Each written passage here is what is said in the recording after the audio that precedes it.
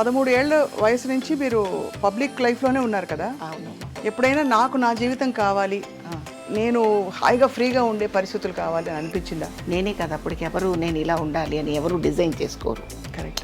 కాకపోతే ఇందులోకి వచ్చాక మీరు ఆర్థిక పరిస్థితుల వల్ల కూడా చదువుకి ఫుల్ స్టాప్ పెట్టేసి. అవును, అది నిజమే. నాన్నగారు చిన్న సినిమా చేసి భగవంతుడు ఇచ్చిన చక్కటి రూపం. అమ్మా మీకు అందరూ చెప్పేవారా మంచి క్యారెక్టర్స్ వస్తాయి మీకు అని? ఆటోమేటిక్గా క్యారెక్టర్స్ వచ్చేవి. కొన్ని క్యారెక్టర్స్కి మనం అన్ఫిట్ కూడా అవుతాం. మనం చాలా బాగున్నామని అంత ఓవర్ కాన్ఫిడెన్స్ పెట్టుకోనక్కర్లేదు. అలా కూడా అయిందా? అవుతాయి. ఉదాహరణకి ఎలాంటి క్యారెక్టర్స్ మీరు చేయలేకపోయారు? కరెక్ట్గా చెప్పాలంటే మాయాబజార్ నాకు సినిమా చూపించారు నాన్నగారు. నాకు చూపించి సావిత్రి గారి క్యారెక్టర్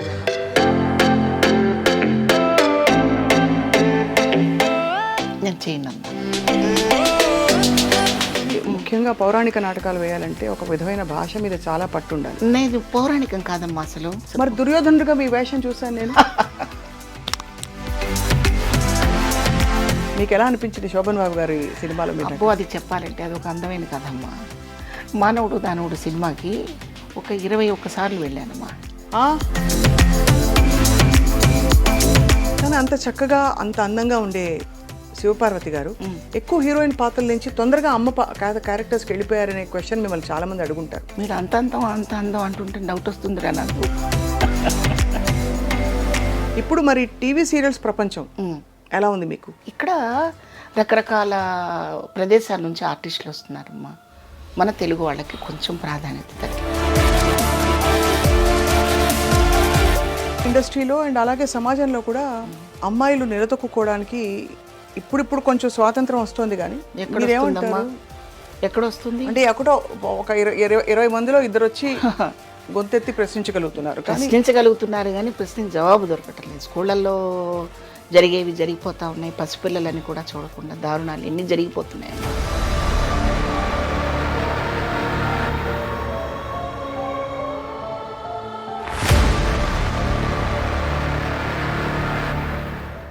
అందరికీ నమస్కారం. కార్తీక మాసంలో శివపార్వతులని మనం తలుచుకుంటాం, స్మరించుకుంటాం.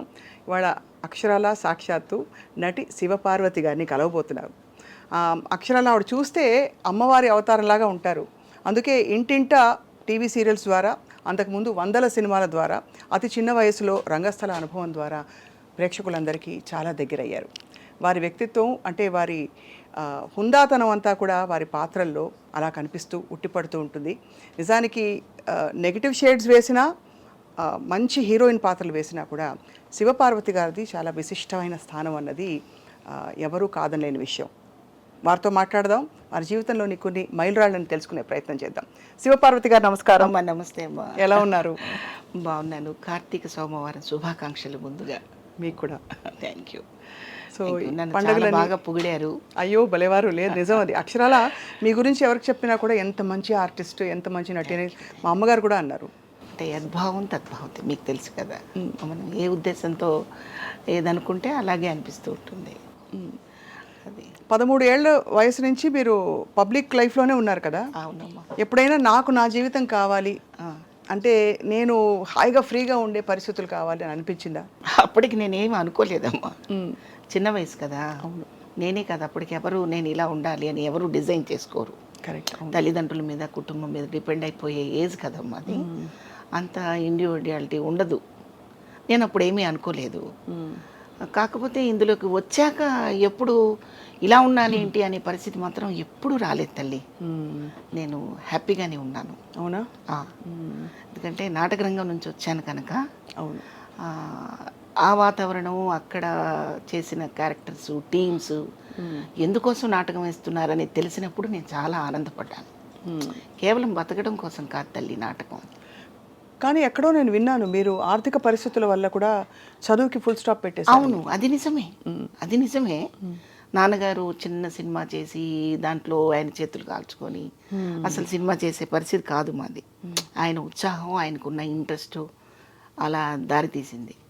సో అది వద్దు, అది అవ్వదు అనుకున్న తర్వాత తెనాల్లో పుట్టి పెరగడం చేత ఆ కళాకారుల మధ్య ఉన్న ప్రోత్సాహం వల్ల నేను ఆర్టిస్ట్ని అయ్యాను. మ్మ్. కానీ మొట్టమొదట్లో నాకు నాటకం అంటే భయం కానీ, ఇంట్రెస్ట్ కానీ, ప్రేమ కానీ, అభిమానం కానీ ఇలాంటి పదాలు అసలు ఏమీ లేవు. వాళ్ళు ఏదో మేకప్ వేశారు, అందంగా డ్రెస్ వేశారు, స్టేజ్ ఎక్కమన్నారు. ఆ జనాన్ని చూసి అసలు కాన్సన్ట్రేషన్ పూర్తిగా జనం మీద పెట్టాలనే ఆలోచన కూడా లేని వయసు అది. నన్ను ఎవరన్నా చూస్తున్నారా లేదని వెతుక్కునే రోజు అనమాట అది. చిన్న వయసులో ఆడపిల్లలు అలాగే ఉంటారు. అవును అవును నిజం. కానీ ఆ సిగ్గు బిడియం లేకుండా స్టేజ్ మీదకి వచ్చి అందరి ముందు ఒక డైలాగ్ చెప్పాలన్నా కూడా అది కూడా చాలా పెద్ద సాహసం భయం అని కూడా చెప్పాలి. ఉండేది కాదు. అదే చెప్తున్నాను నేను. ఆ భయం ఉండేది కాదు. అసలు నన్ను ఎవరైనా చూస్తున్నారా లేదు, చూడాలి అనే అందరూ చూడాలనే ఒక తపన తప్ప ఇంకోటి ఉండేది. లేదు. భయం లేదు. ఆ భయం లేకపోవడమే నాకు ప్లస్ పాయింట్ అయింది. భయపడితే ఆర్టిస్ట్ అవ్వలేరు కదమ్మా. అవును నిజమే. అవును. అప్పటి నుంచి మీకు భగవంతుడు ఇచ్చిన చక్కటి రూపం.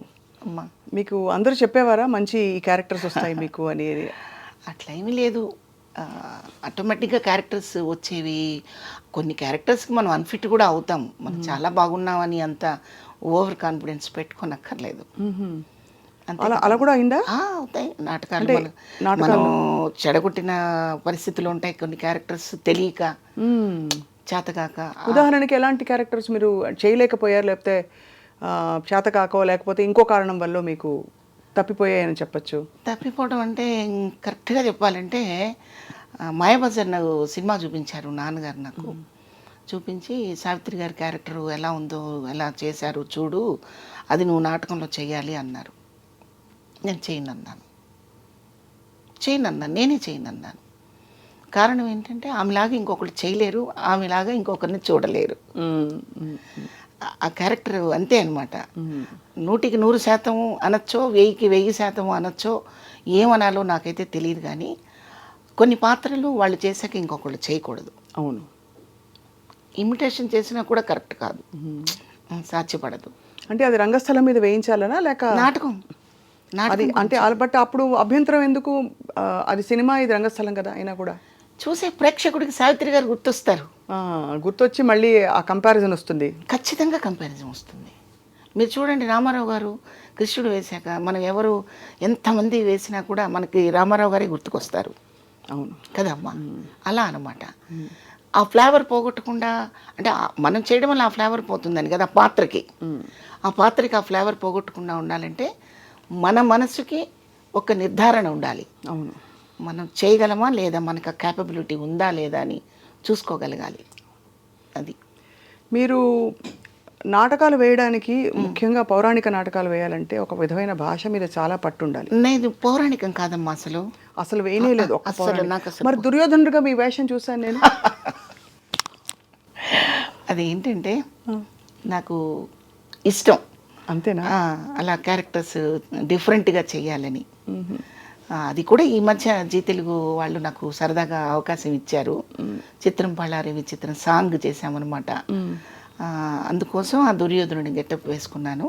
అయితే దీనికి అంకురార్పణ ఏంటంటే, చిన్నప్పుడు నా 16-17 సంవత్సరాల వయసులో చంద్రంగాడి పెళ్ళి అని ఒక నాటికి రాశారు ఒక అతను.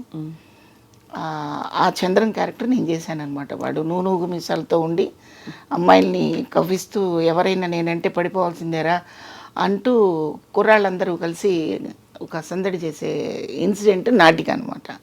అది నేను వేశాను. సో అబ్బాయి క్యారెక్టర్ మీరు వేశాను. అబ్బాయి క్యారెక్టర్ వేసి నేనే అబ్బాయిని అనుకొని అమ్మాయి మీద చేయి వేస్తే సిగ్గుపడ్డ పిల్లలు కూడా ఉన్నారు. ఓహో, నిజమైన అబ్బాయి అనుకున్నారు. అంత న్యాచురల్గా నటించారు. చక్కగా ఎంత అందంగా ఉన్నాడని చెప్పి వాళ్ళ దగ్గరకు వచ్చి ఇలా పట్టుకుంటే, నేను ఇలా అంటే కొంటెగా ప్రవర్తిస్తున్నాడు ఆ కుర్రాడని కంప్లైంట్లు అప్పటికప్పుడు అన్నీ జరిగిపోయాయి. కంప్లైంట్లు కూడా వెళ్ళాయి.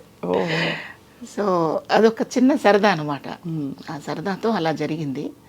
ఆ తర్వాత నేను మగాడిగా పుట్టుంటే ఎంత బాగుండనే ఆలోచన కూడా ఒకసారి వచ్చింది. ఓ, అంటే మామూలుగా అమ్మాయిలుగా పుట్టాలని అందరూ కోరుకుంటారు. అందరూ కొంచెం అటెన్షన్ ఎక్కువ అవుతుంది, అవకాశాలు వస్తాయంటారు. కానీ అబ్బాయిగా ఎందుకు అనుకున్నారు మీరు? ఏమన్నా అంటే అప్పుడు అనుకోలేదు. ఈ ఒక 15 ఏళ్ల క్రితం అనుకున్నాను.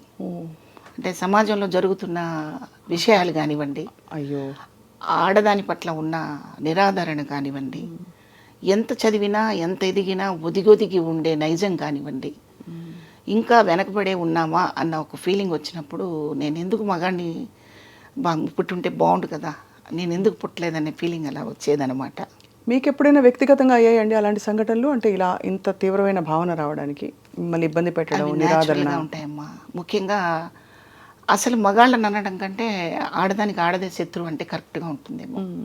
మనం ఎప్పుడు ఏమనుకుంటాం, పురుషాధిక్యత, దానివల్లనే మనల్ని సరిగా గమనించటం లేదు, దానివల్లనే మనల్ని గుర్తించట్లేదు అనుకుంటాం కదా. దాంతోపాటు ఆడదాని ప్రభావం కూడా మన స్త్రీ జాతి పట్ల చాలా ఉంది, ఇప్పటికీ ఉంది. మనం ఎంత చదువుకున్నా, ఎంత ఎదిగినా, ఎంత ప్రపంచం చాలా చాలా విశాలమైంది అని మనం చెప్పుకున్నా, ఈ హృదయం మాత్రం ఎక్కడ విశాలంగా ఉండటంలో ఆడదానికి. ఒక పక్కన ఆడది ఎదుగుతున్నా, ఒక ఉన్నతమైన స్థితికి వచ్చినా అది సంకుచిత భావంతో చూసే స్థితిలో ఉన్నారు తప్ప అప్రిషియేట్ చేసే స్థితిలో లేరు. అయితే అందరూ అలాగే ఉంటారా అంటే కాదు, ఎక్కువ శాతం ఉన్నారు. అయితే మన ఆడవాళ్ళలో ఐఏఎస్ ఆఫీసర్లు చదివిన వాళ్ళు ఉన్నారు, అవును, మరి పెద్ద పెద్ద పోస్టులు చేసి రాజకీయంగా కానివ్వండి, ఏదైనా కానివ్వండి దూసుకుపోయి ముందుకెళ్ళిన వాళ్ళు, మంచి పేరు తెచ్చుకున్న వాళ్ళు. అందరూ ఆ రంగంలో ఉన్న వాళ్ళందరూ మంచి పేరు తెచ్చుకోరు కదా. మంచిగా గుర్తింపు పొందిన వాళ్ళు ఎంతోమంది ఉన్నారు, మీకు తెలిసే విషయం. అలా చూసుకుంటే సంతోషంగా అనిపిస్తూ ఉంటుంది. ఒక సగటు మనిషిగా, సామాన్య స్త్రీగా చూస్తే బాధ అనిపిస్తూ ఉంటుంది. అంటే జీవితంలో సక్సెస్లు ఫెయిల్యూర్స్ రెండూ ఉంటాయి కదా తల్లి. అయితే ఎవరైనా అలా ఫెయిల్యూర్ అయినప్పుడు చేయూతనిచ్చి, బూస్టప్ ఇచ్చి, మాట వల్ల, వాళ్ళ చర్య వల్ల చేయూతనిచ్చే శాతం ఎప్పుడూ తక్కువగానే ఉంది. అవును, అందుకని అలా అనిపిస్తుంది. అలా అనిపిస్తుంది. కానీ అంటే మీరు ఇబ్బంది పడింది ప్రొఫెషనల్ రైవలరీ వల్ల కాదు, కాదు, వ్యక్తిగతంగా మీ జీవితంలో ఉన్న వ్యక్తిగతంగా మన సొసైటీలో మన బతుకు మనం బతుకుతున్నా, మన ప్రపంచంలో మనం దాన్ని ఉన్నతంగా బతుకుతున్నా, ఏముందిలే సినిమా వాళ్ళనో, ఏముందిలే టీవీ వాళ్ళనో, ఏముందిలే నాటకాల వాళ్ళనో, ఈ నానుడి, ఈ మాట ఎక్కడైనా అనిపించుకోకుండా తప్పలేదు. అప్పుడు నాకు అనిపించేది అనమాట, ఇలా కాకుండా అలా ఉండుంటే నేను కూడా ఐఏఎస్ ఆఫీసరో ఇంకేదో అయ్యి ఉంటే ఇలా అన్నారు కదా. అప్పుడు ఆర్టిస్ట్ అవ్వడం వల్ల కదా ఇలా అంటున్నారు, ఆడది అవటం వల్ల కదా ఇలా మాట్లాడతారు అనిపించేదే తప్ప, ఆ తర్వాత నా ఆత్మస్థైర్యంతో నేను వాటన్నిటిని బయటికి నెట్టగలిగాను. కానీ మీ సినిమా ప్రయాణం చూస్తే మామూలు ప్రయాణం కాదండి. మీకు 200 పైగా సినిమాలు, అండ్ అలాగే టీవీ సీరియల్స్, ఇంకా ఒకటి కాదు, రంగస్థల అనుభవం అంతకుముందు, పెద్ద పెద్ద దిగ్గజాలతో నటించే అవకాశం, ఇవన్నీ పెట్టుకుని కూడా మీకు కూడా ఇబ్బందులు అయ్యాయంటే అర్థం కాదు చాలా మందికి. ఇబ్బందులు అంటే అమ్మా, నేను అనేది పరిశ్రమ వల్ల కాదు, టోటల్గా మనం ఒక సొసైటీలో ఉంటాం కదా, ఎక్కడో ఒక చోట నివాసం ఉండాలా? అవును, ఉంటాం కదా. అవును, అక్కడ అది తెనాలి కావచ్చు, గుంటూరు కావచ్చు, హైదరాబాద్ కావచ్చు, ఇంకేదైనా కావచ్చు, హైదరాబాద్లో ఏదే ఒక ప్లేస్ కావచ్చు. ఒక మనిషి ఎదుగుదలని చూసి అప్రిషియేట్ చేసేదానికంటే క్రిటిసైజ్ చేసేవాళ్ళు ఆడవాళ్ళలో ఎక్కువ శాతం ఉన్నారు. కరెక్ట్, ఇది వద్దు అంటాను నేను. నాట్ ఓన్లీ ఆర్టిస్ట్ గురించి కాదు నేను చెప్తున్నది, అందరి ఒక ఫ్యామిలీలో ఏదైనా వాళ్ళ ఫ్యామిలీలో ఏమైనా డిస్ప్యూట్స్ రావచ్చు, డైవర్స్ తీసుకోవచ్చు, కావాలని ఆ భర్తతో దూరంగా ఉండే పరిస్థితులు రావచ్చు, ఉండాల్సిన పరిస్థితులు. నిజంగా సమస్య తెలుసుకొని ప్రోత్సహించకుండా ఆ భర్తని వద్దనుకున్నా, లేదా కొన్ని సమస్యల వల్ల పిల్లల్ని తన కష్టంతో బతికించుకుంటున్నా కూడా చిన్న చూపు చూసే పరిస్థితులు మనం ఎక్కువ చూస్తున్నాం. అవును, అది నేను మాట్లాడుతున్నాను. అది కరెక్టే. చాలా అది మీరు మదన పడి ఉంటారు, ఇబ్బంది పడి ఉంటారు చాలా విధాల.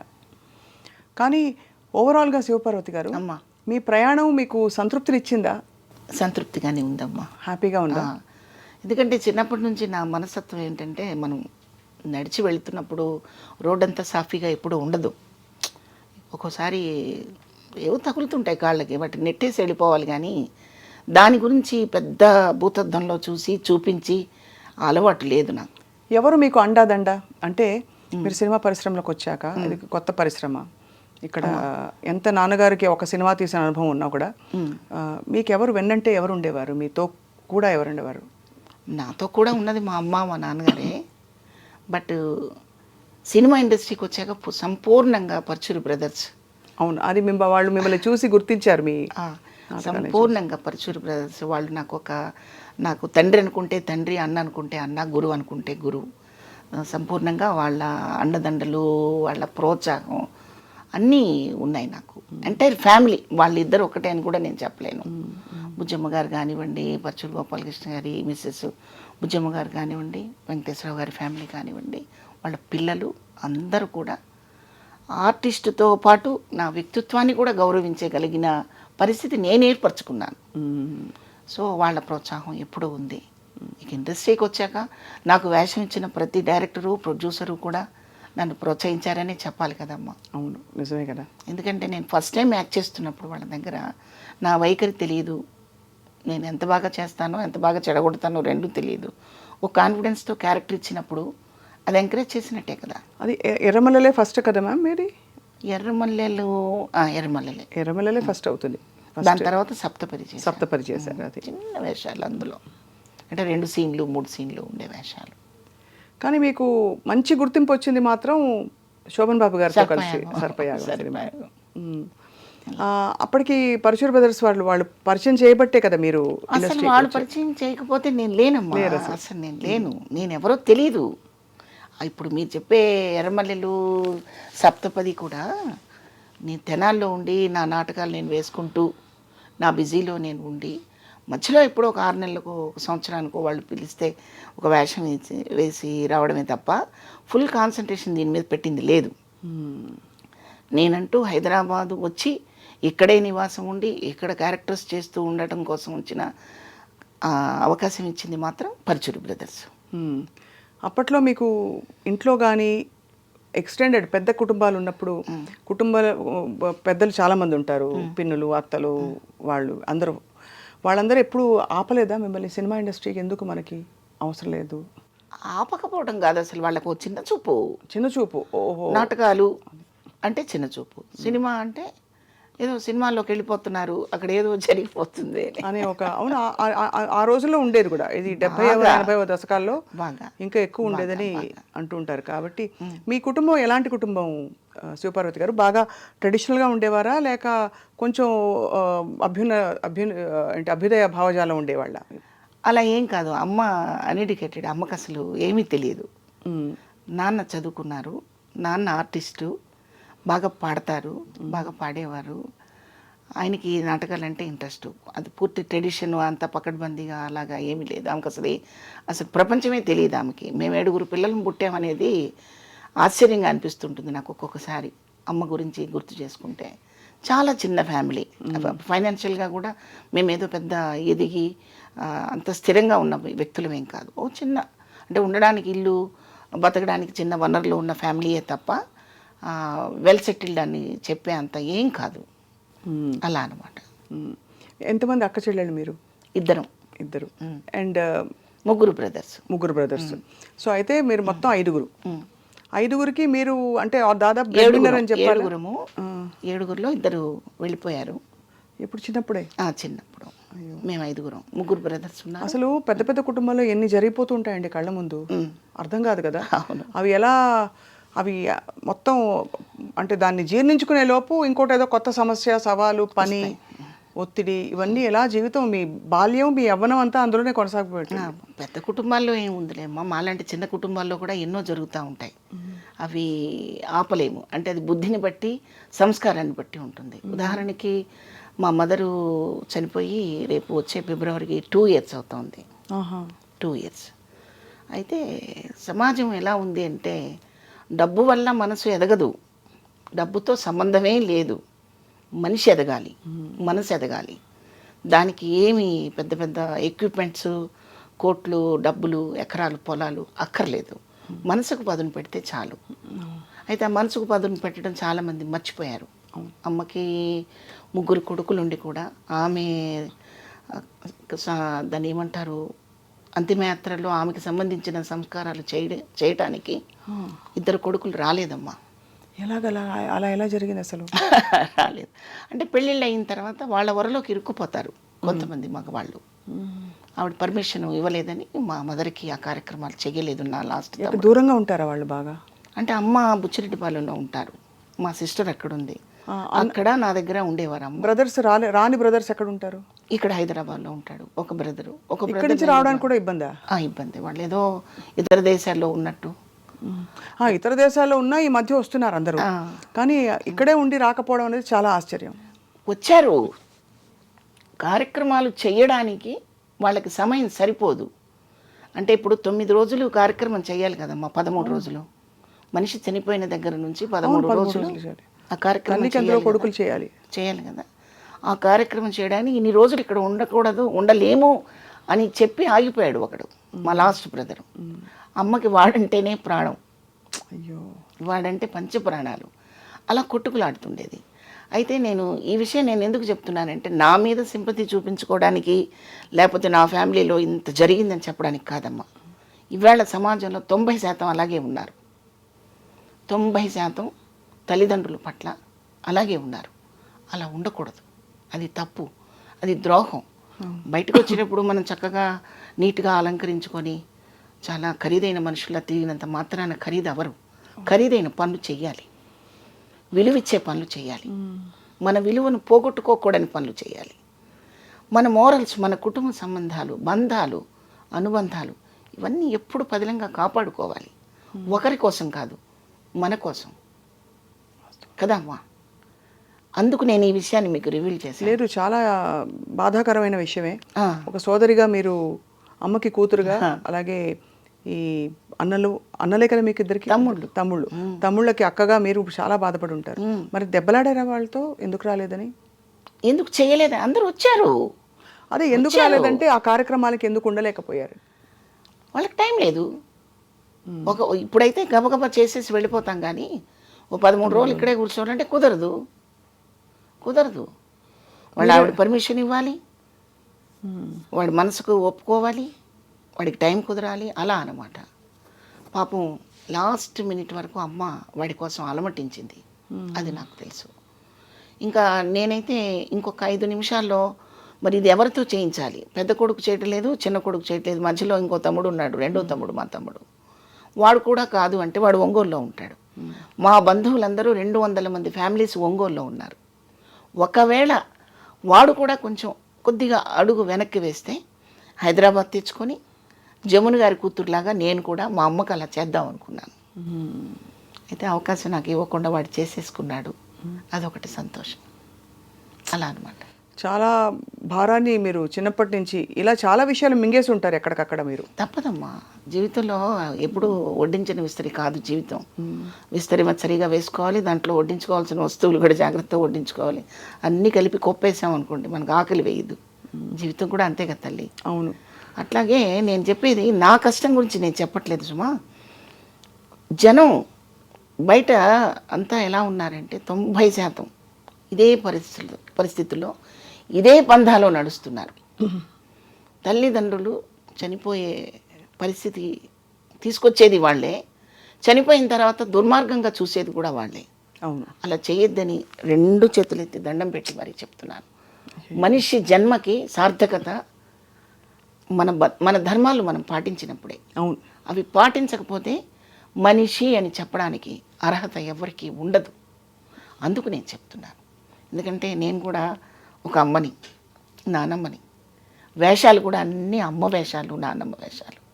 ఒక తల్లి ఆర్ద్రత, ఒక తల్లి హృదయం పర్సనల్గా చవి చూసిన దాన్ని, పాత్రల ద్వారా మరింత వైడ్గా చూసిన దాన్ని.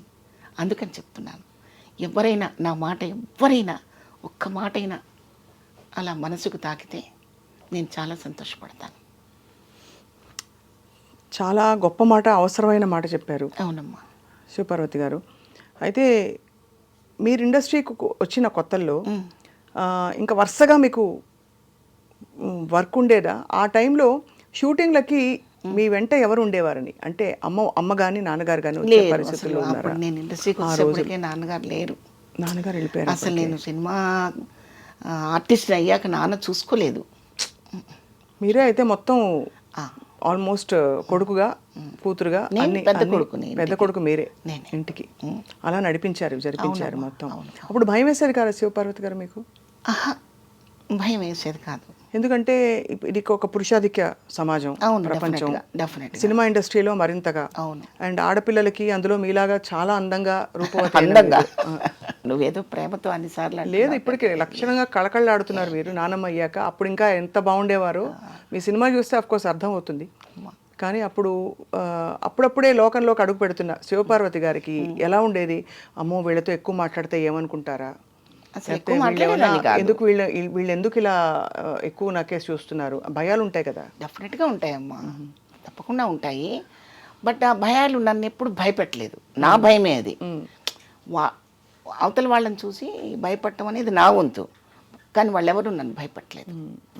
వాళ్ళకి తెలుసమ్మా ఎవరి దగ్గర ఎలా ఉండాలో అని తెలిస్తేనే వాళ్ళంత పెద్ద పెద్ద ప్రొడ్యూసర్స్ అయ్యారు, లెజెండ్స్ అయ్యారు. అవును, పెద్ద సినిమాలు చేయగలిగారు. కొన్ని వందల మందికి, వేల మందికి ఉపాధి వాళ్ళే కాగలిగారు. కరెక్ట్. అవును, పనికిమాల విషయాల మీద మనసు పెట్టుంటే వాళ్ళంత పెద్దవాళ్ళు అవ్వరమ్మా అవును అని నా నమ్మకం. అది చాలామంది ఇది విశ్వసించరు, నమ్మరు.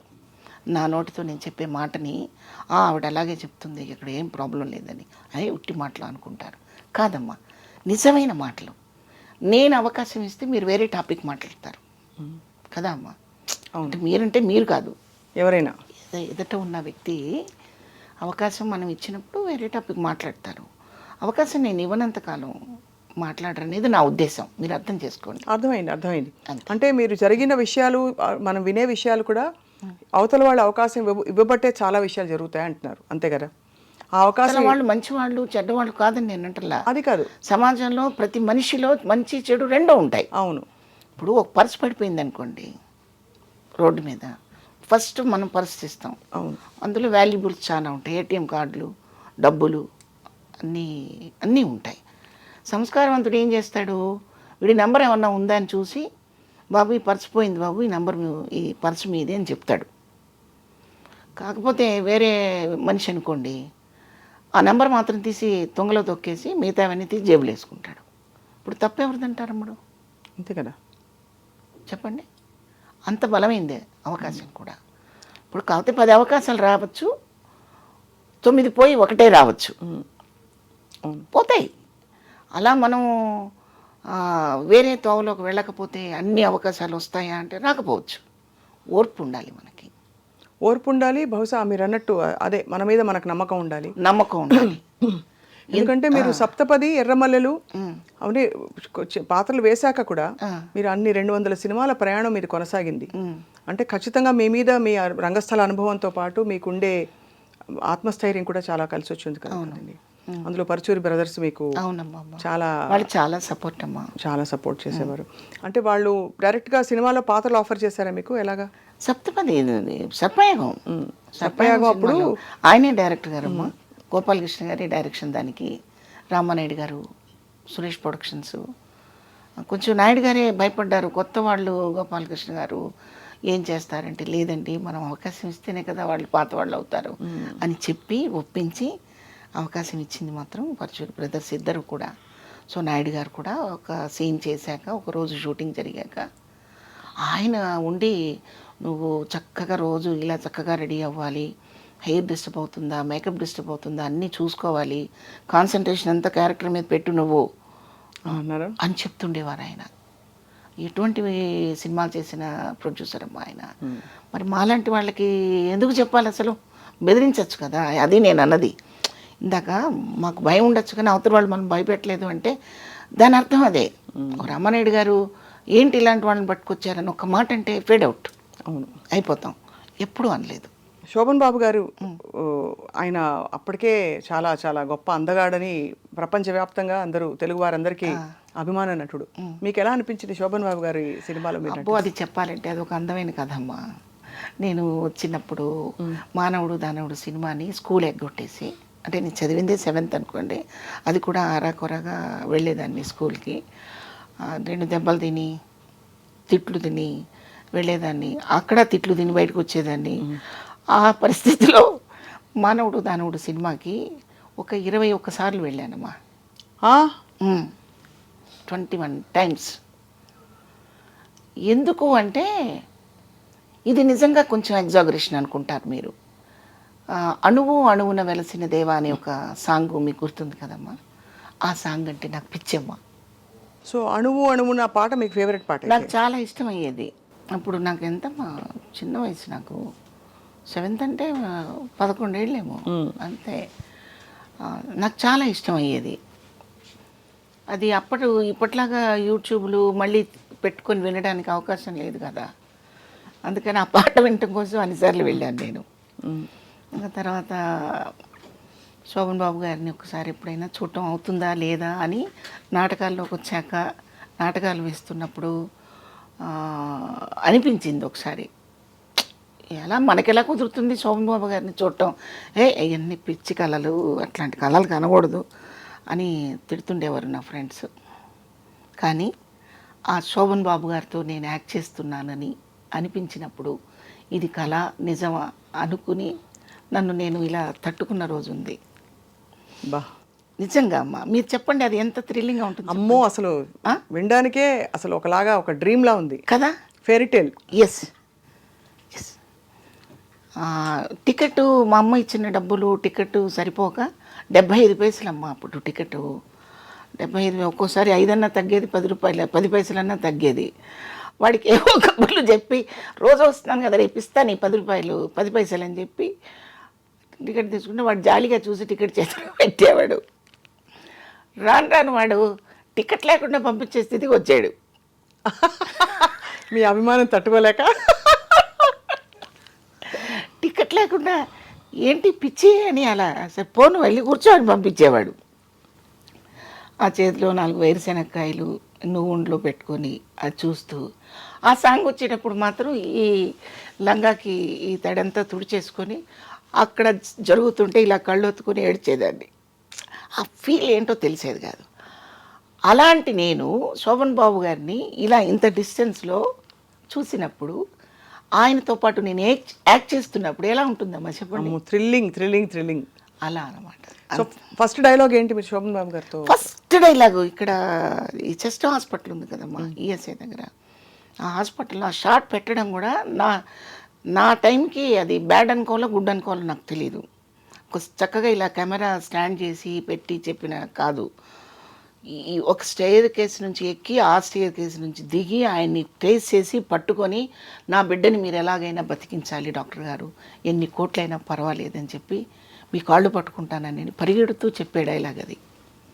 ఆ డైలాగ్ నేను ఎక్కడో ఆగిపోతున్నాను ప్రతిసారి. ఆగిపోతుంటే అన్ని లైట్లన్నీ ఆపేశారు, నాకు టెన్షన్ వచ్చేసింది. ఆయన దగ్గరికి పిలిచి ఇలా షోల్డర్ మీద చెయ్యి వేసి, ఏది ఫ్రీగా ఇచ్చిన టికెట్తో సహా నేను వెళ్ళి చూసి వచ్చిన శివపార్వతిని ఆయన ఇలాగా షోల్డర్ మీద చెయ్యి వేసి, ఎందుకు టెన్షన్ పడుతున్నావమ్మా నువ్వు అన్నారు. తెలియదండి, పరిగెడుతుంటేనేమో ఇది గస వస్తుంది, మీరు అనేది నాకు ఊహించలేకపోతున్నాను, భయం వేస్తుంది, డైలాగ్ మర్చిపోతున్నాను అని. అంటే ఇక్కడ ఒక అక్షరం పోయినా ఎవరు ఇక్కడ అదే అక్షరం పలకలేదని అడిగే షాట్ కాదు ఇది. మీరు ఒకటే గుర్తుపెట్టుకోండి అమ్మా, మీ బిడ్డకి బాగాలేదు, డాక్టర్ని ప్రాధాయపడుతున్నారు, మీరేం చెప్పాలో చెప్పేసేయండి అన్నాడు. ఇంకా తర్వాత ఒకటే షాట్లో ఓకే అయిపోయింది అది. అబ్బా, ఏం చెప్పారు చెప్పరా ప్లీజ్? అదే చెప్పాను అక్కడ. డాక్టర్ గారు ఒకసారి డాక్టర్ గారు అంటూ వెంటబడి పరిగెత్తుకుని వెళ్ళి, ఎన్ని కోట్లైనా ఇస్తాను డాక్టర్ గారు, నా బిడ్డని బతికించండి డాక్టర్ గారు, ప్లీజ్ డాక్టర్ గారు అంటుండగా షార్ట్ అయిపోయింది. ఈ షార్ట్ అవగానే నాగేష్ గారు వచ్చి అప్రిషియేట్ చేశారు ఫస్ట్. ఆయనంత మహానుభావుడో చెప్పండి. ఆయన అసలు ఆయన నా నుదురు మీద ముద్దు పెట్టేసుకొని ఎంతో తబ్బిబ్బైపోయి, ఎంత మంచి ఆర్టిస్ట్ నాయుడు గారు అంటే ఉట్టిదే. వాళ్ళు చేసిన క్యారెక్టర్లో నేను ఏముంది అక్కడ చేసింది చిన్న షార్ట్. ఇది నేను ఎందుకు చెప్తున్నానంటే, ఒక మొక్క ఎదగడానికి రోజు నీరు పోయటము, దాన్ని కాపాడటం ఎంత పదిలంగా మనం చూస్తామో, ఒక ఆర్టిస్ట్ ఎదుగుదలకి అటువంటి మహానుభావులందరూ కూడా చక్కగా వాళ్ళ ప్రోత్సాహాన్ని అందించి ఒక్కొక్క మెట్టు ఎక్కించడానికి దోహదపడతాయన్నమాట. ఒకటి నాయుడు గారు విసుక్కున్నా, శోభన్ బాబు గారు విసుక్కున్నా, గోపాలకృష్ణ గారు విసుక్కున్నా కొంచెం అయిపోతాం. నాగేష్ గారు ఎక్కడండి ఇది తలకాయ నొప్పి, ఇంత పెద్ద షాట్ పోయిందండి, కంపైపోయింది అని అంటే నేను ఎప్పుడో వెళ్ళిపోయేదాన్ని తెనాలి. నేను అందుకని వాళ్ళని ఇప్పుడు గుర్తు చేసుకుంటున్నాను. నిజంగా మహానుభావులు వాళ్ళు. మాతో పాటు పక్కన ఆర్టిస్ట్ కూడా పంచభక్ష పరమన్నాలు తినాలని కోరిక గోపాలకృష్ణ గారికి రావటం, పరచూరు బ్రదర్స్కి. ఆ కోరికని ఒక రామానాయుడు గారు, దాసరి గారు, నారాయణమూర్తి గారు, ఎంతోమంది గొప్ప గొప్ప డైరెక్టర్స్, ఆర్టిస్టులు వీళ్ళందరూ కూడా గమనికతో ఉండడం అనేది చాలా గొప్ప విషయం. వెరీ గుడ్ ప్లాట్ఫామ్ అనమాట అది మాకప్పుడు. చాలా బ్యూటిఫుల్. అంటే మీకు అన్ని అమరినట్టు భగవంతుడి ఈ నిర్ణయం అంటారా ఇవన్నీ? ఖచ్చితంగా అమ్మా. అంటే మీరు అంత నమ్ముతారా మీరు అని? నమ్ముతానమ్మా, బాగా నమ్ముతాను, బాగా నమ్ముతాను. మనం చేసే పనులు మనకెప్పుడు మనల్ని బ్లెస్ చేస్తాయమ్మా. కాకపోతే మీలాగా ఎదురుకుండా నాకు ఇలా దేవుడు కనిపించకపోవచ్చు, మీతో ఏదో మంచి పని మాత్రం నాకు చేయిస్తాడు. ఏదో అదే ఒక నమ్మకం. అలా భగవంతుడు ఏ మార్గంలో ఎప్పుడు రావాలో అది అలా మనకు మీకు అనేక తెలీదు. సందర్భాల్లో స్ఫురించి మీకు అలా దేవుడు దయ వల్ల అది జరిగింది. ఇప్పుడు గోపాలకృష్ణ గారిలో ఆ భావన కలిగించింది దేవుడు, కానీ దేవుడు నాకు కనిపించడు. అంతే కదా. ఒక స్టేజ్ ఆర్టిస్టులు వీళ్ళు 30 మంది ఆర్టిస్టుని సెలెక్ట్ చేసుకున్నారమ్మ మా అప్పుడు వాళ్ళు. వీళ్ళందరూ తెలంగాణ శకుంతల, నేను, రఘునాథ్ రెడ్డి, జయప్రకాష్ రెడ్డి, చింతన్ దేవనాథ్ గారు అని ఇంకొక ఆర్టిస్ట్ ఉన్నారు. కొంతమంది బయటికి రాలేకపోయారు, కొంతమంది అదృష్టవశాత్తు చేసుకున్నారు. నేను ఈ రోజుకి మీ కంటికి కనపడుతున్నానంటే నిజంగా వాళ్ళు ఇచ్చిన బ్లెస్సింగ్స్ ఎంత గొప్పవి అనేది నేను ఇక్కడ చెప్పాలి. అట్లా. కానీ అంత చక్కగా అంత అందంగా ఉండే శివపార్వతి గారు ఎక్కువ హీరోయిన్ పాత్రల నుంచి తొందరగా అమ్మ క్యారెక్టర్స్కి వెళ్ళిపోయారనే క్వశ్చన్ మిమ్మల్ని చాలామంది అడుగుంటారు. మీరు అంత అందం అంటుంటే డౌట్ వస్తుందిరా నాకు. ఎందుకంటే ఆ రోజుల్లో కావాల్సిన దేవిక గారిలా ఉంటారు మీరు అని చాలామంది చెప్పుంటారు మీకు. గురుగారే చెప్పారు. గోపాలకృష్ణ గారి మిస్సెస్ ఇంట్లో అందరూ వాళ్ళందరూ అలా అనుకుని నన్ను సెలెక్ట్ చేశారు. అంటే అప్పట్లో తెలుగు అమ్మాయి చక్కగా పొందిగ్గా ఉండే అమ్మాయి అంటే ఆ లక్షణాలన్నీ మీలో ఉన్నాయి. ఎందువల్ల అమ్మ క్యారెక్టర్స్కి వెళ్ళిపోయారు తర్వాత? క్యారెక్టర్స్ రోల్స్ ఎందుకు వచ్చాయి మీకు హీరోయిన్ క్యారెక్టర్స్ తర్వాత? ఆ రోల్స్ అంటే నాకు పర్చుల గోపాలకృష్ణ గారు నాకు ఫస్ట్ డేనే నాకు బ్రెయిన్ వాష్ చేశారు. నువ్వు ఇష్టంగా చేస్తున్నావు ఈ క్యారెక్టర్ అని ఓ రోజు కోపడ్డారు. అంటే నేను హీరోయిన్గా చేశాను కదా గురువుగారు అని ఒకరోజు నసగడం జరిగింది సెట్లో. చాలా పొరపాటు పడుతున్నావు నువ్వు, ఒకసారి మదర్ క్యారెక్టర్ వేస్తే నువ్వు ఉన్నంత వరకు వేయచ్చు వేషాలు. హీరోయిన్ అంటే కొంతకాలం చేసి తర్వాత ఫేడ్ అవుట్ అయిపోతావు.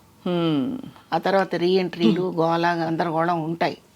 ఏది ఒక స్టాండర్డ్ వచ్చిన హీరోయిన్ అయితే మళ్ళీ ఆ స్టాండర్డ్ రాకుండా 2 సినిమాలు చేసి పక్కెళ్ళిపోయావు అనుకో ఎవరు పట్టించుకోరు.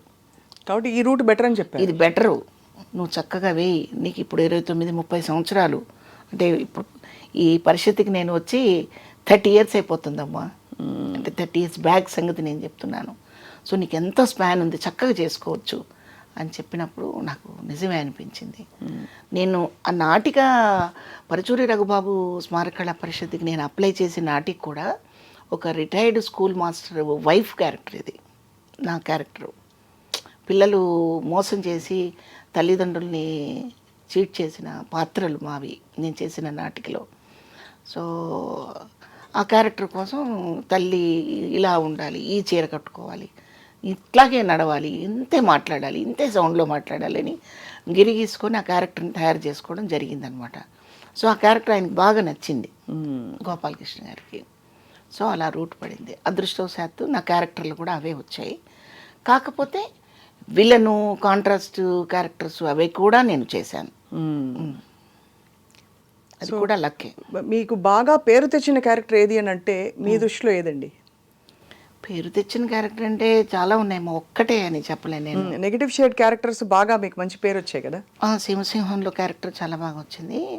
నాకు ఇష్టం అయితే పాజిటివ్గా ఉండే క్యారెక్టర్స్. ఆహ్వానంలో మంచి క్యారెక్టర్ ఉందమ్మా, ఎస్వి కృష్ణారెడ్డి గారి పిక్చర్ అది. ఆయన సినిమాలు చాలా గొప్పగా ఉంటాయి. చాలా చాలా. ఆహ్వానంలో ఒక సీన్ ఉంటుందమ్మా, కోడల్ని వెనకేసుకొచ్చి కొడుకుని తిడుతుందనమాట. నువ్వు ఇటువంటి దుర్మార్గుడు అనుకుంటే నా చనుబాలు తాగేటప్పుడే నువ్వు నా మంగళసూత్రంతో ఆడుకుంటూ నా చనుపాలు తాగేవాడివిరా, నువ్వు ఇలాంటి వాడు అనుకుంటే అదే తాళితో నీకు గొంతుకు వేసి చంపేసేదాన్ని అని రాశారు దివాకర్ గారు. ఎంత గొప్ప డైలాగు అసలు అది. తల్లి కొడుకుని అలా అండం, కోడల్ని వెనకేసుకొస్తూ ఎక్కడ చూస్తుండే అలాంటి చెప్పండి, ఇప్పుడు ఎక్కడ చూస్తున్నాం? ఇందాక నేను మీకు అదే చెప్పింది, అత్తలవగానే వేరేగా అయిపోతారు వాళ్ళు వాళ్ళు వాళ్ళు కూడా ఒక తల్లి అన్న విషయం మర్చిపోతారు. ఈ స్టేజ్ ఒక స్టేజ్ దాటగానే వాళ్ళ పాత్రని మర్చిపోతున్నారు. అది చేయకూడదు ఆడది ఎప్పుడు. అవును, కరెక్ట్. ఏ స్టేజ్లోనైనా అంటే భార్య, తల్లి, అత్త, కోడలు, కూతురు ఇవన్నీ మనం అనుభవించే పాత్రలే కదా. కానీ ఒక్కొక్కసారి ఒక్కొక్క రకంగా ఎందుకు ఉండాలి, మన నేచర్ ఎలాగ మార్చుకుంటామో కానీ మారిపోతున్నాయి. అవి మారిపోవటం వల్లనే సమాజంలో యుద్ధాలు, విడాకులు, గందరగోళాలన్నీ జరుగుతున్నాయి. అందుకని ఆడదానికి ఆడది శత్రువు అని మొదటిగా మీకు చెప్పడం జరిగింది. అదే అక్కడి నుంచి మొదలైంది. మీరు ఏమన్నా కష్టాలు పడ్డారా శివపార్వతి గారు, అంటే ఒక కుటుంబ పరిస్థితుల్లో? డెఫినెట్గా ఇప్పుడు మా ఫాదర్ తర్వాత కుటుంబం అంతా నేనే భుజాన్ని వేసుకున్నాను. అమ్మని, పిల్లలని, అంటే నా తమ్ముళ్ళని అందరినీ నా పిల్లలు అనుకుని పెంచడం. సో మీరు సంపాదించి ఇంటికి తెచ్చి పెట్టేవారు మొత్తం? పెట్టకుండా ఎలా పెరుగుతారమ్మా? అవునా, అది పెద్ద బాధ్యత కదా. బాధ్యత. ఇందులో సిగ్గుపడటానికి బాధపడే విషయాలు ఏం కాదు, ప్రౌడ్గా చెప్పాలి. ఎందుకంటే ఈరోజు చాలామంది బాధ్యత లేకుండా బతుకుతున్నారు. బాధ్యతతోనే బతకాలి. మనది భారతదేశం. మనమందరం సమైక్యంగా చక్కగా మన కుటుంబాలు కళకళలాడుతూ ఉండాలంటే బాధ్యతలు మర్చిపోకూడదు. వేరే పోకడల మీద ఎక్కువ కాన్సన్ట్రేట్ చేయకూడదు. అవును. ఎవరు ఆకలితో ఉన్నారో, ఎవరికి ఆకలి తీర్చాలో గమనించకపోతే మనిషి అనే పదానికి అర్థమే ఉంటుందమ్మా. అందుకని అంటే ఆడపిల్లలందరూ ఆర్టిస్టులు అయ్యి కష్టపడి కుటుంబాన్ని పోషించండి అని కాదు నేను చెప్పడం. బాధ్యత లేకుండా కొంతమంది ఉంటున్నారు. అబ్బాయిలు ఉద్యోగాలు వచ్చాక వాళ్ళ లైఫ్ స్టైల్ వేరుగా పెట్టుకొని కుటుంబాన్ని మర్చిపోయే వాళ్ళు ఎంతోమంది ఉంటున్నారు. అలా కాకూడదు. అందరూ బాధ్యతగా ఉండాలి. అందరిలో మనం ఉండాలి. అవును. అది ఈ సమయంలో మీ వివాహం ఎప్పుడైంది శివపార్వతి గారు? చిన్నప్పుడు అంటే నాకు బాబు 19 ఇయర్స్కే బాబు పుట్టాడమ్మా. చాలా ఎర్లీగా మ్యారేజ్ అయిపోయింది. ఆయన కూడా ఆర్టిస్టే, గుంటూరు. అవును. మీ ఇద్దరు పెళ్ళి ఇంట్లో ఒప్పుకోలేదు కదా? ఒప్పుకోలేదు. ఇంకా ఒప్పుకోరా? ఇప్పుడు అయిపోయాం, ముసలాళ్ళం అయిపోయాము. నాకు కొడుకు, మనవడు. ఎందువల్ల? ఆయన ఆర్టిస్ట్ అయినా కూడా మీరు ఆర్టిస్ట్, హాయిగా ఉంటారు ఇద్దరు, ఇష్టపడి చేసుకున్న పెళ్ళిని ఎందుకు ఎవరు ఒప్పుకోలేదు? మొట్టమొదటి నుంచి ఆర్టిస్ట్ అంటే ఒక చులకన భావన మా సమాజానికి. ఆర్టిస్ట్ అంటే ముఖ్యంగా నాటకాల వాళ్ళంటే ఇంకా చులకన భావన. అంటే ఒక స్టాండర్డ్ లేదు వీళ్ళకి, చదువు ఉండదు, సరైన ఫ్యామిలీ ఉండదని ఒక అపోహ. కానీ కాదు. ఇప్పుడు బుర్రా సుబ్రహ్మణ్య శాస్త్రి గారు ఉన్నారమ్మా, తెనాలి సాయిమాధవ్ గారు నాన్నగారు, మీకు తెలుసు. అయితే ఆడవేషాలు ఆడవాళ్లే వేయని రోజుల్లో ఆయన ఆడవేషాలు వేసిన రోజులు అవి. అవును. అప్పట్లో ఆడవేషాలు ఆడవాళ్ళు వేసేవాళ్ళు కాదు. అవును. కొంచెం రిస్ట్రిక్షన్స్ పెట్టుకుని ఉన్నారు. ఆ రోజుల్లో కుటుంబంలో నుంచి ఒక ఆర్టిస్ట్ వచ్చింది అంటే వాళ్ళు వింతగా చూసేవాళ్ళు. ఈ వింత పాత్రను తీసుకెళ్ళి ఫ్యామిలీలో ఇన్సర్ట్ చేయడానికి ఒప్పుకునేవాళ్ళు కాదు. అంటే ఆ రోజుల్లో ఇంటి పని చేయాలి, వంట పని చేయాలి, బట్టలు ఉతకాలి, పక్కగా గృహిణి పనులన్నీ చేయాలి. కానీ ఇలా అందంగా రెడీ అయిపోయి ఎక్కడికో ప్రదర్శన ఇవ్వడానికి వెళ్ళటం ఏంటి అనేది ఒక పాయింట్ అది. అవును. అయితే ప్రాబ్లం మా వాళ్ళ దగ్గర కూడా ఉంది, మా ఆర్టిస్టుల దగ్గర కూడా. బహుపాత్ర అనేది చెయ్యాలి ఆర్టిస్ట్. ఈ విషయాన్ని మనకి మా అందరికీ బాస్ వాణిశ్రీ గారు ఎప్పుడో ఒకసారి చెప్పారు ఒక ఇంటర్వ్యూలో. ఆర్టిస్టు కెమెరా ముందు మాత్రమే ఆర్టిస్ట్. ఇంటికి వస్తే తల్లి పాత్ర, భార్య పాత్ర, ఇవన్నీ చెయ్యాలి కదా. అవును. చేస్తే ఫ్యామిలీ మిగులుతుంది. ఇక్కడ కూడా మేడం మేడం అంటూ గొడుగు పట్టుకుని ఎవడొస్తాడు? కరెక్టే కదా. ఇది మానండి అని ఆవిడ చెప్పారు ఒక ఇంటర్వ్యూలో. అలాగే మా ఆర్టిస్టులు చేసే తప్పు ఏంటంటే మాకు వంట చేయటం రాదు, బట్టలు మడతేయటం రాదు, వండుకోవటం రాదు, తినటం రాదు. ఇది కరెక్ట్ కాదు. నేనైతే అసలు ఎప్పుడు నాకు అలాగ ఇది రాదు అది రాదు అని చెప్పడం నాకు రాదు తల్లి. నేను అన్నీ చేసుకోగలుగుతాను, ఓ 10 మందికి వండి పెట్టగలుగుతాను. నాకు రాదు అంటే ఏమిటి? అలా ఎందుకు ఉండాలి? అలా ఉండండి, సెట్ అవుతాయి, బాగుంటాయి. అలాగని చెప్పి అన్నీ సెట్ అయిపోతాయి, అన్నీ బాగుంటాయని కాదు నేను అనేది. చాలా వరకు మనం దాన్ని తట్టుకోగలిగిన శక్తి ఉంటుందని నా ఉద్దేశం.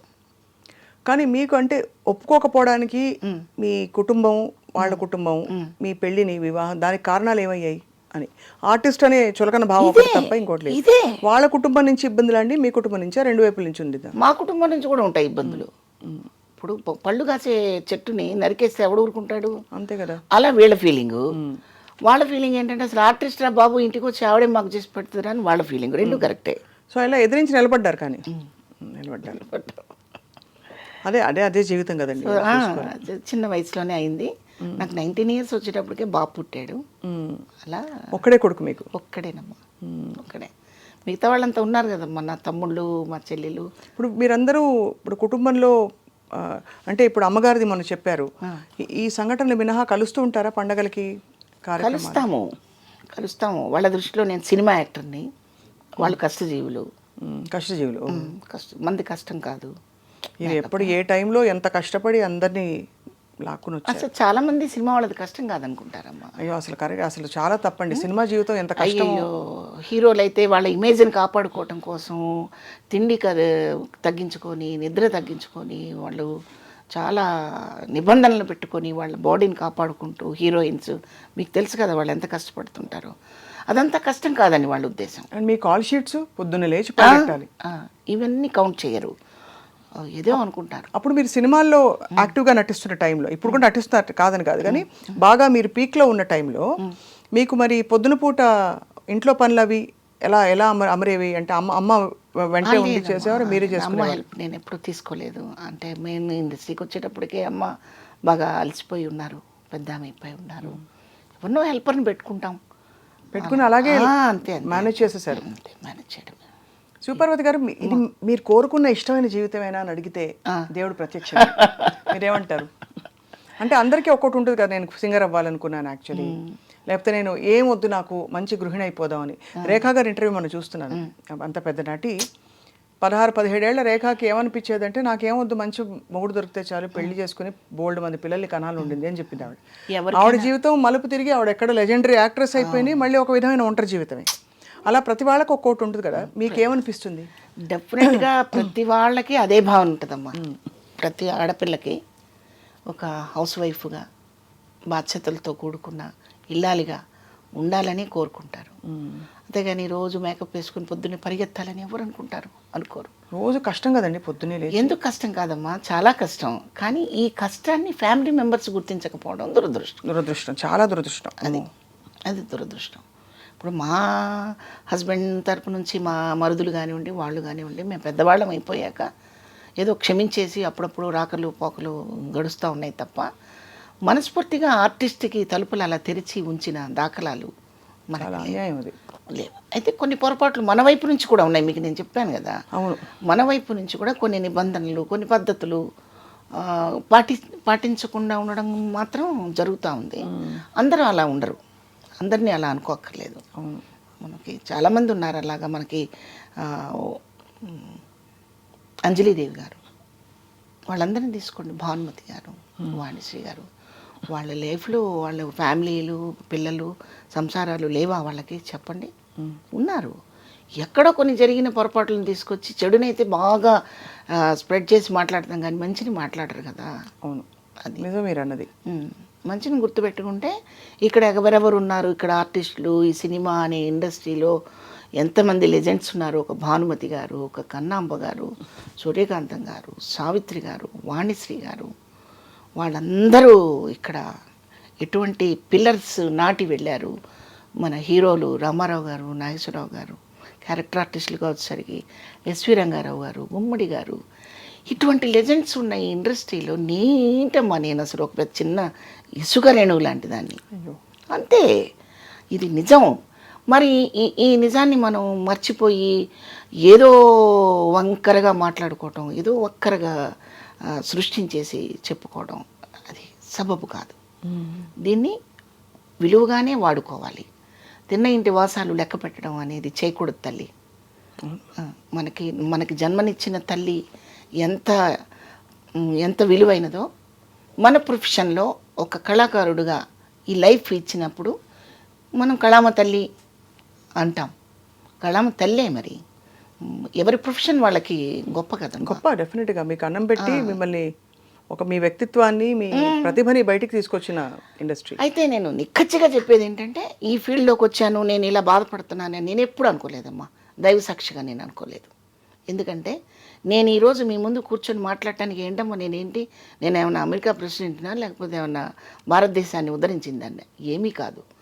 నా కళారంగంలో నేను చేసిన కొద్దిపాటి స్పాన్లో నా పాత్రల ద్వారా మీకు తెలిసి మీ ఛానల్కి పిలిచి నా గురించి కొన్ని మాటలు మీరు తెలుసుకోవడానికి పిలిచారు. నేను ఆర్టిస్ట్ కాదు, మీరు ఎందుకు పిలుస్తారేమో? అసలు మీకేం అవసరం చెప్పండి, నాకేం అవసరం? అసలు నేనేం తెలుసుకుంటే చెప్తాను మీ దగ్గర.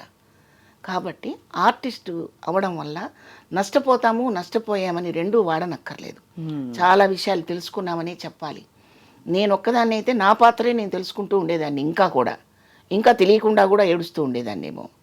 కానీ ఒక 100 పాత్రలు చేయటం వల్ల ఎవరి దగ్గర ఎలా ప్రవర్తించాలి, ఎవరితో ఎంతవరకు మాట్లాడాలి, ఆ పాత్ర స్పాన్ ఎంతవరకు ఉంటుంది, అవసరమైతే అవతల వాళ్ళకి మనం ఏమైనా చెప్పగలిగిన స్టామినా ఉంటే చెయ్యొచ్చు కదా, ఇవన్నీ నేర్చుకునేది పాత్రల ద్వారానే. ఎంత పెద్ద చదువుకున్నా రిస్ట్రిక్టెడ్ అయిపోయి వాళ్ళ ఆఫీసులో వాళ్ళ రూమ్లో కూర్చుంటారే తప్ప అయ్యో అని ముందుకు వచ్చే నేచర్ అందరికీ ఉండకపోవచ్చు. బట్ ఒక ఆర్టిస్టు ఒక పాత్ర ద్వారా తిరగబడుతుంది, సహనం వహిస్తుంది, ఏడుస్తుంది, తన పాత్ర ద్వారా విజ్ఞానాన్ని ప్రదర్శిస్తుంది. మరి ఇవన్నీ చెప్పడం కాదా? మరి ఇవన్నీ నేర్చుకున్న మేము కూడా సగటు మనిషితో అలా ఉండడానికి అవకాశం ఉంటుందిగా. ఖచ్చితంగా. మరి ఇన్ని తెలుసుకున్నప్పుడు మేము చాలా నష్టపోయానండి, నేనేదో అవుదాం అనుకున్నానండి. ఎందుకు అవుదాం అనుకున్నావు? ఏమవుదాం అనుకున్నావు? నా ఫీలింగ్ మాత్రం అదేనమ్మా. ఖచ్చితంగా. ఐ థింక్ మనం మామూలుగా పుట్టుటయు నిజము, పోవుటయు నిజము, నటనడి మీ పని నాటకము, అన్నమాచార్య కీర్తన. అలాగా మీరు రంగస్థలం అండ్ అలాగే నటనా పరంగా నేర్చుకున్న పాత్రలు మీ నిజ జీవితంలో మీ పాత్రలు అక్కగా కావచ్చు, ఇంటికి పెద్ద కొడుకుగా కావచ్చు, భార్యగా, అమ్మగా అన్నీ చాలా చక్కగా నెట్టుకుంటూ లాక్కుంటూ వచ్చారు కదా శివపార్వతి. అవునమ్మా. ఇప్పుడు మరి టీవీ సీరియల్స్ ప్రపంచం ఎలా ఉంది మీకు? ఇక్కడ రకరకాల ప్రదేశాల నుంచి ఆర్టిస్టులు వస్తున్నారమ్మా. మన తెలుగు వాళ్ళకి కొంచెం ప్రాధాన్యత తగ్గింది. ఇస్తే ఇవ్వాలి. అవును, తగ్గింది. ఎందుకు తగ్గింది అంటే ఇదేమవుతుందంటే ఇంత వస్తువు ఇచ్చి ఒక 100 మందికి పెట్టండి అన్నట్టుగా వాళ్ళకి తక్కువ టైం ఇచ్చి ఎక్కువగా అవుట్పుట్ కావాలని కోరుకుంటున్నారు ఛానల్స్ అండ్ ప్రొడ్యూసర్స్. డైరెక్టర్ ఏం చేస్తాడు, గబగబా గబగబా గబగబా నేను డైలాగ్ ఓన్ చేసుకునే సమయం ఇవ్వడం లేదు. ఇంత ఫాస్ట్గా చెప్పేయాలి. ఈ చెప్పే దాంట్లో కొంతమంది ఆగి ఆలోచించి చెప్పారనుకోండి, వాళ్ళని తీసి పక్కన పెట్టడం, అసలు డైలాగ్ రాకపోయినా వాళ్ళకి ఆనందమే. ఎందుకంటే వాళ్ళు అడగరు కదా, ఏంటిది తప్పు ఉంది ఇక్కడ అని అడగరు కదా. అవును, భాష తెలిస్తే కదా అక్కడ నేను అడగడానికి. అడగనప్పుడు ఇంకా సౌలభ్యం. అందుకని భాషరాన్ని వాళ్ళని పెట్టుకొని తీసే బదులు తీసి అవతల పడేస్తున్నారు అంతే. అలా అంటే సీరియల్స్ షూటింగ్లు అంటున్నాను నేను. సీన్స్ పాత్రలను కూడా మనం కొంచెం దాన్ని చక్కగా పాలిష్ పెట్టాలనుకుంటే టైం పోద్ది అనుకొని ఆర్టిస్ట్ని మార్చేస్తారు. ఆ ఆర్టిస్ట్ మార్చేసే నేపథ్యంలో వేరే వాళ్ళని తీసుకొచ్చుకోవడం కొంచెం జరుగుతూ ఉంది. ఆ మధ్య డబ్బింగ్ సీరియల్స్ వల్ల అయిన ఇబ్బందులు చాలా యుద్ధం చేశారు, కానీ మన వాళ్ళు ఏమీ పాపం సాధించలేకపోయారు, ఇంకా వదిలేశారు కదా. ఇప్పుడేమో ఆర్టిస్టులని వేరే వాళ్ళని తీసుకొస్తున్నారనే ఒక ఇబ్బంది ఉంది. కానీ అయినా కూడా కన్నడ నేర్చుకోవాలి. ఇప్పుడు మేము మాకు వాళ్ళతో మాట్లాడాలంటే కన్నడ రాదు కాబట్టి ముందుగా కొన్ని పదాలు నేర్చుకొని అది అట్లా అయిపోయింది.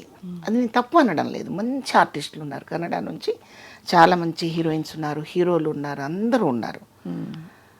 ఇక్కడ వాళ్ళని కూడా కలుపుకుంటే అభ్యంతరం లేదు. మీరు పాలు తోడేయాలంటే పెరుగు కావాల్సిందే. అచ్చంగా పాలు అలాగే పెట్టారు ఉంటే ఇరిగిపోతాయి కదా. అవును, కనీసం తోడన్నా వేయాలి కదా అందులో. అట్లా ఆర్టిస్టులని ఇక్కడ వాళ్ళని కూడా కొంచెం వాడితే ఖచ్చితంగా వాడాలి. బాగుంటుంది. ఇక్కడ ఏం తక్కువ టాలెంట్, అసలు ఎంతమంది గొప్ప ఆర్టిస్టులు ఉన్నారు, మంచి ఆర్టిస్టులు ఉన్నారు, చాలా మంచి ఆర్టిస్టులు ఉన్నారు. టైమింగ్స్ కొంచెం పాటించలేకపోవడం, మా ఏజ్ లాంటి మా లాంటి వాళ్ళు, అది వాళ్ళకి కొంచెం ఇబ్బందిగా ఉండడం చేత ఇలా జరుగుతున్నాయని నేను అనుకుంటున్నా. మీ బెస్ట్ ఫ్రెండ్ ఎవరు? శివపార్వతి గారు, శకుంతల గారా? అప్పుడు ఒకప్పుడు కాదమ్మా. ఎవరు మీకు బాగా సన్నిహితులు ఇండస్ట్రీలో? సన్నిహితులుగా అట్లా గబుక్కున చెప్పలేను, ఎందుకంటే నాకంటే పెద్దవాళ్ళు, వాళ్ళు నా ఫ్రెండ్స్ అంటానికి వీల్లేదు. ఎక్కువగా అన్నపూర్ణ గారితో మాట్లాడుతుంటాను, రమాప్రభు గారితో మాట్లాడుతుంటాను, ఎప్పుడో ఒకసారి వాణిశ్రీ గారితో మాట్లాడతాను. ఆవిడ ఒక మహాఘని, విజ్ఞాన ఘని. అన్నపూర్ణ గారా? కాదమ్మా, వాణిశ్రీ గారు. అంటే ఈమె కాదని కాదు, చెప్తున్న వ్యక్తి కాదని. అదే అర్థమైంది. మీరు అంటున్నది వాణిశ్రీ గారు అసలు ఆధ్యాత్మికతలో మొత్తం వెళ్ళిపోయి ఒక విజ్ఞాన ఘని. ఎంత అందగత్తండి అసలు. అమ్మ ఏం అందం. చీరకట్టుకి, చుక్కలకి, వాటికి కొన్ని సార్థకత తీసుకొచ్చిన కొన్ని చీరలకు ఆవిడే అడ్రస్, కేర్ ఆఫ్ అడ్రస్. అప్పటికి ఇప్పటికీ మనం ఆవిడ సినిమాలు, ఆ ఫేస్ డిజైన్ మళ్ళీ వేయలేదు ఎప్పుడు దేవుడు, మరి అదేంటో కానీ. అవును, మొత్తం ఇప్పుడు ఆవిడ లోపలికి వెళ్ళిపోయారు, ఇంట్రోవర్ట్ అయిపోయారు బాగా. అవును, ఎక్కువ బయటికి కనిపించడం లేదు. లేదు లేదు, అవును అవును. ఫ్రెండ్స్ అని చెప్పడానికి సినిమా ఇండస్ట్రీలో ఉండరమ్మా, ఎవరి పని వాళ్ళదే. అంతేనా? మీకు ఎప్పుడైనా కష్టం వస్తే మరి ఎవరికి చెప్పుకునేవారు? ఎవరు చెప్పారు? నాకే చెప్పుకుంటాను. మీకే చెప్పుకుంటా. అదే కరెక్ట్ కూడా, అంతే కదమ్మా. అవును కదా. కాతే నాకంటే కాస్త ముందు వచ్చారు కాబట్టి, నాకంటే సీనియర్స్ కాబట్టి తెలిసిన విషయాలు అయి ఉంటాయి కాబట్టి షేర్ చేసుకుంటాను. అన్నపూర్ణ గారితో, రమాప్రభు గారితో షేర్ చేసుకుంటాను. అంతకంటే ఎక్కువగా నాతో మాట్లాడుకుంటాను. మనకి మనమే జడ్జిమెంట్ అవ్వాలమ్మా ఇప్పుడు. పోనీ తెర మీద మీ ఫేవరెట్ కో స్టార్స్ ఎవరంటే ఎవరి పేరు చెప్తారు? ఇప్పుడా? ఇప్పుడు కానీ అప్పుడు కానీ మీరు బాగా గుర్తుండిపోయి కొన్ని సినిమాలు వాళ్ళతో చేయడం ఒకటో రెండో ఆ నాకు బాగా సందర్భంలో ఇష్టమైన వాళ్ళతో నేను అసలు సినిమా చేయలేదు. ఎవరు? చూస్తూ ఉండడమే, ఆరాధనాపూర్వకంగా చూస్తూ ఉండడమే తప్పితే చేయలేదు. ఎవరు? శివపార్వతి గారు మీకు ఇష్టమైన? సావిత్రి గారు. సావిత్రి గారితో. సావిత్రి గారితో ఆవిడతో చిన్న చిన్న అనుబంధం కూడా ఉంది నాకు, సావిత్రి గారితో. అదే ఈ మానవుడు దానవుడు సినిమా చూస్తూ ఇంట్లో చివాట్లు తింటున్న సమయంలో సావిత్రి గారికి ఇంకా శారద గారికి చాలా పెద్ద పెద్ద ఆర్టిస్టులందరికీ సన్మానాలు పెట్టారు తెనాల్లో. చూద్దామని వెళితే అన్ని గేట్లు మూసేసి ఉన్నాయి, ఏ గేట్లు నుంచి వెళ్ళలేకపోయాను. అలా పడిగాపులు కాసి కాసి కాసి చివరికి ప్రోగ్రాం అయిపోయి బయటకు వస్తున్నప్పుడు ఆమె దగ్గరగా వెళ్ళి ఇలా పట్టుకున్నాను నేను. పట్టుకుంటే ఆవిడ చేతిలో ఉన్న పుష్పగుచ్చం నా చేతికి ఇచ్చి, దెబ్బలు తగులుతాయి దూరంగా ఉండమని అయ్యో అలా బ్లెస్ చేసి, నా తల మీద ఇలా చేయి వేసి అలా దగ్గరకు తీసుకున్నారు. అదే నాకు బ్లెస్సింగ్స్ ఏమో. ఆ మరుసటి సంవత్సరమే నేను స్టేజ్ ఎక్కడం జరిగింది. మనకి గుళ్ళోకి వెళ్ళాక కొన్ని వైబ్రేషన్స్ వస్తాయి కదా అమ్మ. అలా అవును. అట్లా మనకి జరిగితే నేను ఈరోజు గుళ్ళోకి వెళ్ళి వచ్చాను, అందుకే ఇది మంచి పని జరిగిందని మనం నమ్ముతాం కదా. అట్లాగే ఆమెని టచ్ చేసి ఆమె కోసం అంత టైం వెయిట్ చేసి ఆమెను కలిసిన అనుభూతి నాకు చాలా ఆనందంగా ఉంటుంది. ఇంకా తర్వాత ఇక వాణిశ్రీ గారు ఇంకా చెప్పనాలేము కానీ మాటలు ఎన్నో ఉంటాయి గుండెల్లో. ఒక యాక్టింగే కాదు, ఆవిడ చీరకట్టు, బొట్టు, హెయిర్ స్టైలు, ఆవిడ హావభావాలు ఒకటని కాదు. చిన్నబాబు చిన్నబాబు అంటుంటే ఆవిడ హావభావాలు చూడాలి. అసలు ఒకటని కాదు. ఆవిడ సినిమాలు ఆల్మోస్ట్ నేను అన్నీ చూశాను. మేకప్ లేని సినిమాలు చూశాను, బాగా తీర్చిదిద్దిన బొమ్మలాగా తయారైన.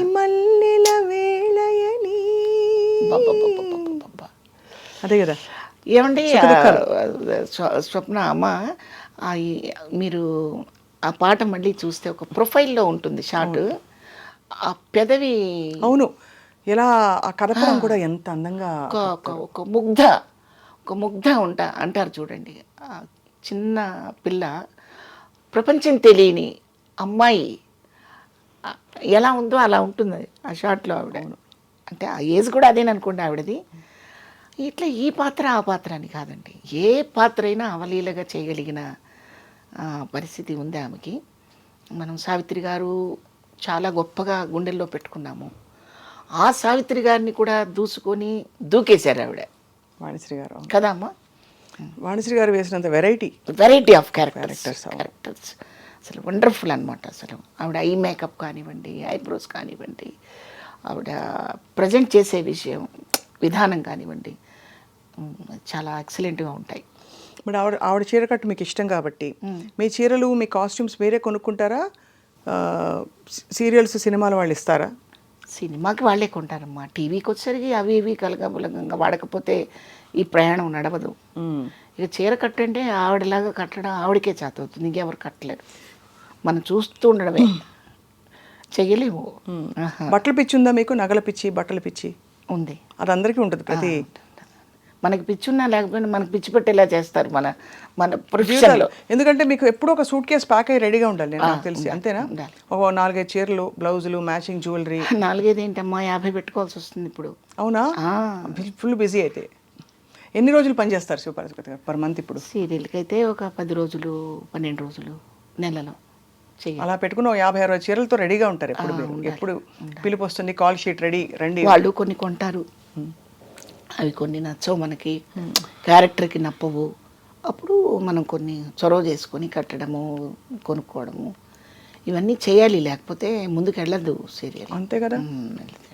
ఇంత బిజీలో ఉండి వంట వచ్చా మీకు? బాగా బాగా అంటే మళ్ళీ నా వంట నేను పొగుడుకోకూడదు. ఓకే, నేను వంట చేసుకుంటాను, చక్కగా అలాగే గడుస్తుంది. వంట మనిషి మీదే డిపెండ్ అవ్వాలని ఏం లేదు తల్లి. ఏం చేస్తారు ఆరోగ్యం కాపాడుకోవడానికి? ఎప్పుడు ప్రత్యేకంగా ఏమి చేయనమ్మా. ఆకలి అయితేనే తింటాను, అట్లేం లేదు. ఆకలి అయితేనే తింటాను, ఆకలి కాకపోతే తిన్నాం, అదే, ఇంకేం చేయను నేను. శుభం, అది చాలా గొప్ప పెద్ద పూర్వం చెప్పే. ఆకలి కాకపోతే 8 అయింది కాబట్టి ఇడ్లీ తినాలి, 1 గంట అయింది కాబట్టి భోజనం చేయాలి, మళ్ళీ సాయంత్రం 7 అయింది కాబట్టి భోజనం చేయాలి, అట్లా ఏం లేదు. ఆకలి అవ్వకపోతే స్టాప్, ఆకలి అయింది తింటారు అంతే. అంతేగాని సౌందర్య సాధనాలు, ఆరోగ్య సూత్రాలు అంత లేదు. కానీ ఎప్పుడూ సహజంగా కళకళలాడుతూ అలా అంత నిండైన బొట్టు పెట్టుకుని చక్కగా ఉంటారు. ఎప్పుడైనా గెటప్ మార్చారా మీరు? చండీ రాణి ఆ టైప్లో ఆ రోజుల్లోనా? మార్చాం కదమ్మా. ఇప్పుడు సినిమాలోనే మీకు పాండురంగడికి వచ్చేసరికి చాలా సాఫ్ట్గా ఉంటుంది, సీమసింహం వచ్చేసరికి దానికి కాంట్రాస్ట్గా ఉంటుంది. కొంచెం చిన్న చిన్న మార్పులు చేసుకోకపోతే క్యారెక్టర్ సక్సెస్ అవుతుంది కదమ్మా. కట్టుబొట్టు ఖచ్చితంగా మారాల్సిందే, లేకపోతే మళ్ళీ బాగుంటుంది. చాలా గొప్ప ప్రయాణం ఇది. అన్నిటికంటే ఎక్కువ మీరు జీవితం కూడా ప్రయాణం అలా చూశారు. ఒకవైపు మీ సినిమాలు అవన్నీ సీరియల్స్ నడుస్తుంటే, ఇంకోవైపు జీవితంలో కూడా చాలా విషయాలు ఒక యూనివర్సిటీ నేను చూసింది చాలా చిన్న తల్లి, చాలా చిన్నది. ఇది అనంతం, ఎవరికి అంతుపట్టని విషయం ఇది. ఎవరికి వాళ్ళు నేను చాలా తెలుసుకున్నాను, చాలా నడిచి వచ్చాను అనుకుంటారు. ఏమీ లేదు, ఇదే మొదటి మెట్టేమో, ఇంకా తెలుసుకోవాల్సిన ఎన్ని ఉన్నాయో. ఇప్పుడు నెక్స్ట్ అయితే ఫుల్ బిజీ అయితే సీరియల్స్కి వాటికి. ఏమో తెలీదు, ఇప్పుడు ఇలా అనుకున్నాం, రేపు ఎలా ఉంటుందో తెలీదు. తప్పకుండా మీరు ఎప్పుడూ అలా నిండుగా కళకళలాడుతూ కొత్త కొత్త క్యారెక్టర్స్తో మా అందరినీ పలకరిస్తూ ఉండాలని మా కోరిక శివపార్వతి గారు. తప్పకుండా. ఇంత ఇండస్ట్రీ జీవితం చూశారు మీరు శివపార్వతి గారు. ముఖ్యంగా సినిమా ఇండస్ట్రీలో చాలా అకృత్యాలు జరుగుతున్నాయని చెప్పి హేమా కమిటీ రిపోర్ట్ మొన్న, ఇబ్బందులు, ఆడపిల్లలకు అన్యాయం జరుగుతుంది, ఇబ్బందులు ఉన్నాయని చెప్పి ఆవిడ ఒక, తెలుసు కదా మీకు, హేమా కమిటీ మలయాళ చిత్ర పరిశ్రమలో. అలా కాకుండా ఇండస్ట్రీలో అండ్ అలాగే సమాజంలో కూడా అమ్మాయిలు నిలదొక్కుకోవడానికి ఇప్పుడిప్పుడు కొంచెం స్వాతంత్రం వస్తుంది. కానీ మీరేమంటారు? ఎక్కడ వస్తుంది అంటే ఎక్కడో ఒక 20 మందిలో ఇద్దరు వచ్చి గొంతెత్తి ప్రశ్నించగలుగుతున్నారు కానీ ప్రశ్నకి జవాబు దొరకటం లేదు. స్కూళ్ళల్లో జరిగేవి జరిగిపోతూ ఉన్నాయి. పసిపిల్లలని కూడా చూడకుండా దారుణాలు ఎన్ని జరిగిపోతున్నాయమ్మా. ఆ కాసేపు వేడివేడిగా మాట్లాడుకోవటం, ఛానల్స్లో వచ్చి గుండెలు పగలుకోవటం, మళ్ళీ మామూలుగా అయిపోతున్నారు. ఎందుకు ఇంత దారుణంగా తయారైందంటారు? దారుణంగా అయిపోవటానికి కేవలం చదువు అనేది, డబ్బు కోసం చదువుకుంటున్నారు.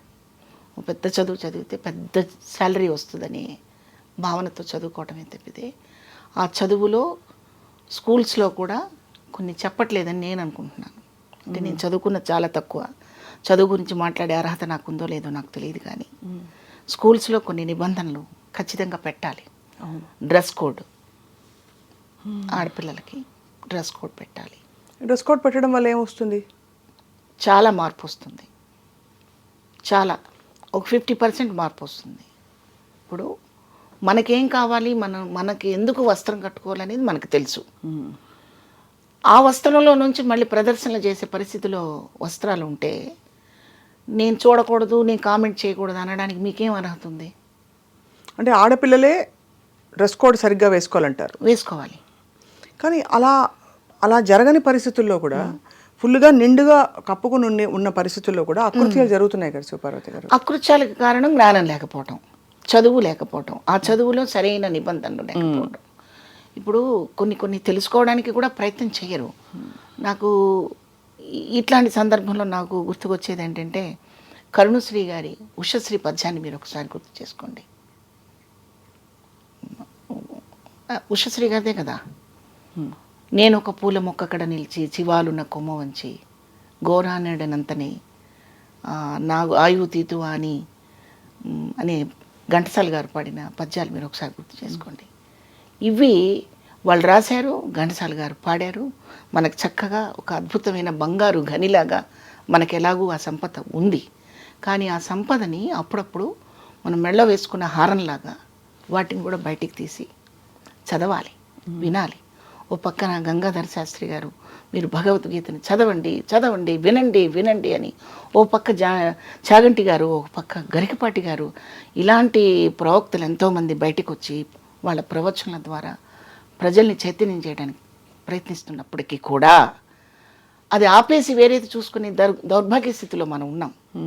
పిల్లల్ని మంచి విషయాలు చూడనివ్వట్లేదు, మంచి విషయాలు విననివ్వడం లేదు.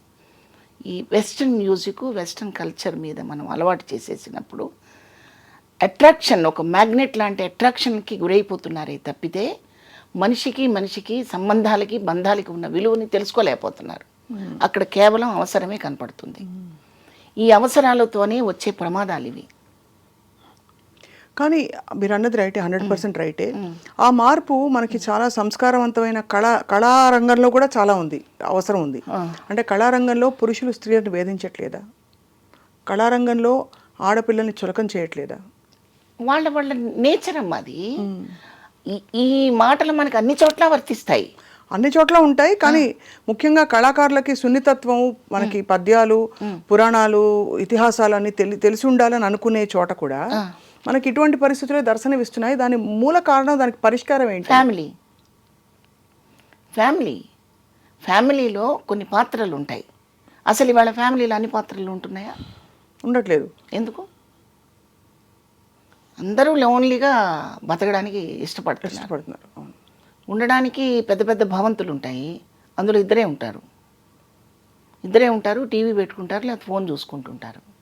పిల్లాడు ఏడిస్తే చనుబాలు ఇచ్చే రోజు, పిల్లాడు ఏడిస్తే లేదా చనుబాలు ఇవ్వడానికి కుదరక ఒక పాలపీక పెట్టే రోజు పోయి సెల్ ఫోన్ చేతికి ఇచ్చే పరిస్థితి వచ్చినప్పుడు వాడు మన మాట ఎందుకు వింటాడు? పుట్టిన దగ్గర నుంచి నువ్వు పొల్యూట్ చేస్తున్నావు పిల్లల్ని. వాడికి ఊహొచ్చాక, వాడికి అడుగులు వేయడం వచ్చాక వెస్ట్రన్ మ్యూజిక్ వినిపిస్తున్నావు. మరి వాడు ఆ వెస్ట్రన్ కల్చర్లో వెళ్ళిపోతాడంటే ఏం చేసినా తప్పు లేదు అక్కడ. మనకి అలా కాదు కదమ్మా. మన ఇండియాలో అలా ఉందా చెప్పండి, మీరు చెప్పండి. ఈ జీవన స్టైళ్ళు మారినప్పుడు ఏం చేసినా తప్పు కాదనే పరిస్థితిలో మగపిల్లలు ఉంటున్నారు. నువ్వు మంచివాడివి కాకపోతే నీ ప్రాణం తీస్తారా అనే తండ్రి లేడు, నీ ప్రవర్తన కరెక్ట్గా లేకపోతే నీకు అన్నం పెట్టను రా అని తల్లి లేదు. అవునా కాదా చెప్పండి? అంత పట్టించుకోవట్లేదు, అంత చూడ. నిన్న నేనేదో షాపింగ్కి వెళ్ళానమ్మా, ఏదో కొనడానికి షాపింగ్కి వెళ్ళాను నిన్న సాయంత్రం. మొత్తం షాప్ అంతా తిరిగారు. 5 years బాబమ్మ వెళ్ళిపోతున్నారు బయటికి. వాడు ఏడ్ చేస్తున్నాడు. ఇంత షాప్ తిరిగారు ఏంటండి, మీకు డ్రెస్ దొరకలేదా, వెళ్ళిపోతున్నారు ఏంటి, వాడు ఎందుకు ఏడుస్తున్నాడంటే వాడికి నచ్చదండి, వాడికి నచ్చదు. 5 సంవత్సరాల పిల్లాడికి ఏంటమ్మా నచ్చదు? అదే కదా చెప్పండి. వాడికి నచ్చదండి, ఇంకో షాప్కి వెళ్దాం అన్నాడు, అందుకని ఇంకో షాప్కి తీసుకెళ్తున్నారు వాళ్ళు. నేనన్నాను, మీరు కొన్నది ఇవ్వడం నేర్పండి, వేసుకోవడం నేర్పండి అమ్మా. వాడికి ఏం తెలుస్తుంది 5 సంవత్సరాల పిల్లాడికి అంటే? లేదండి, రేపు బర్త్డే వాడిది, రేపు వేసుకోవడం చెప్తుంది తల్లి. అది గొప్పగా ఫీల్ అవుతున్నారు. అంటే అంత ఇండిపెండెన్స్ ఇవ్వడం. అది అలా చేయకండి. చాలా వరకు మార్పు వస్తుంది. కానీ మంచి చెడు చెప్పవలసిన బాధ్యత తల్లిదండ్రులదే. షార్ట్ కట్ మెథడ్స్ వెతుక్కుని ఇప్పటికి వాడు ఏడు పాపితే చాలు అని అప్పటికప్పుడు ఏదో వెతుక్కుంటే, షార్ట్ కట్ మెథడ్స్. అది ఏడిస్తే సెల్ ఫోను, ఏడిస్తే టీవీ, ఆ టీవీలో వాడు ఏది ఎంజాయ్ చేస్తున్నారో అది పెడతారు. మరి అప్పుడు వాడు ఎలా నేర్చుకుంటాడు చెప్పండి? ఇంట్లో ఒక వస్తువు పగలగొట్టాడు అనుకోండి, వాడిని బెదిరించాలి, భయపెట్టాలి, తప్పు అని చెప్పాలి. అలా చెప్పకుండా పోతే పోయిందిలే అని ఒకసారి అంటే వాడు ఇంకా 4 పగలు కొడతాడు. నేను అనుకుంటున్నానమ్మా ఇలా అని. ఆ నేచర్ని బిల్డప్ చేసుకునేది అక్కడే. అవును. అంటే ఆ అశ్రద్ధ నుంచి ఇలా పిల్లలు ఇలా తయారవుతున్నారు, బాధ్యతారహితంగా, తెలియనితనంతో. తర్వాత వాడు ఏమవుతున్నాడు, వాడి మెంటల్ కండిషన్ సరిగా ఉండట్లేదు, మానసిక రుగ్మతలతోటి పెరుగుతాడు వాడు. ఎప్పుడు సెల్ ఫోను, ఈ పబ్జీలు, ఇంకేమిటో ఉంటాయి ఫోన్లో మొత్తం. ఇవి చూసుకుంటూ వాడి మనసు అమ్మని కూడా దుర్మార్గంగా చూసే పరిస్థితికి వస్తాడు వాడు. అమ్మ దగ్గర అలా ప్రవర్తించలేడు కాబట్టి అమ్మాయిలు వెంట పడతాడు, పసిపిల్లలను కూడా దుర్మార్గంగా చిరిమేస్తాడు.